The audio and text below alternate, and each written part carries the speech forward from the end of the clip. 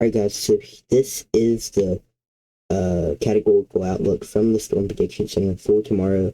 You can see a enhanced risk highlighted for areas that honestly did have severe weather yesterday, some significant severe weather, including some DVD-sized hail here in Oklahoma and Texas. But again, much of Oklahoma tomorrow, pretty much the whole state is under an enhanced risk, a 3 out of 5 from the Storm Prediction Center. This could likely go moderate like the past 2 days, but even if it doesn't, it's definitely something to keep an eye on.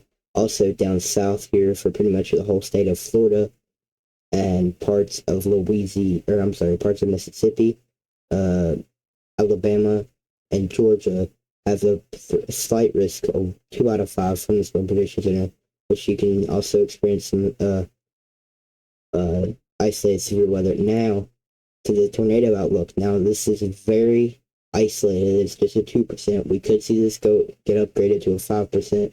But again, it does include other places like the Panhandle of Texas, Panhandle of Oklahoma, even Perryton, where we had a significant tornado yesterday.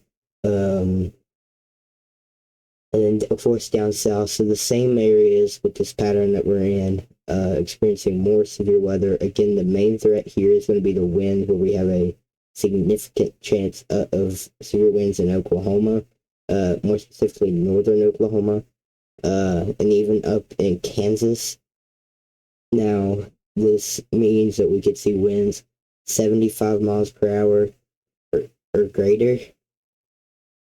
That's about so that does include it's 10% or greater probability of wind gusts 65 knots or greater within a 25 miles of a given point anywhere in that hatched area. And just to give you an idea, 65 knots, about 73 to 77 miles per hour, so right in there. But again, a significant wind gust is referred to as 75 miles per hour or greater. So again, this is definitely possible, especially in northern Oklahoma tomorrow. Same thing as large hail. Now this is more centered over Texas, parts of Texas Panhandle, but again, this is a significant, meaning hail 2 inches diameter, which is approximately lime-sized hail or bigger. Even in Florida, there's a chance of a 15%, although this is not going to be significant, but again, this could get upgraded again. But especially if you're in this part, that black outlined area, keep an eye on the weather. Okay, so now let's head straight into the models. This is the NAM 3 kilometer for tomorrow. This is the this is the 18Z run.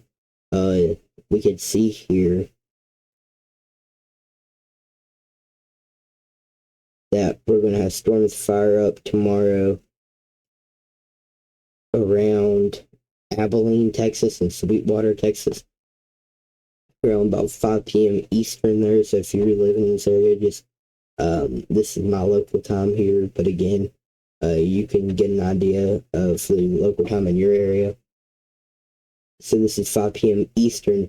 We can see some pretty strong supercells popping up just to the northwest of Abilene, or around Abilene and Sweetwater. There definitely looks like it can pose a large hail threat. But again, the tornado risk is very isolated, so we may not see anything like that, especially with these initial storms that fire.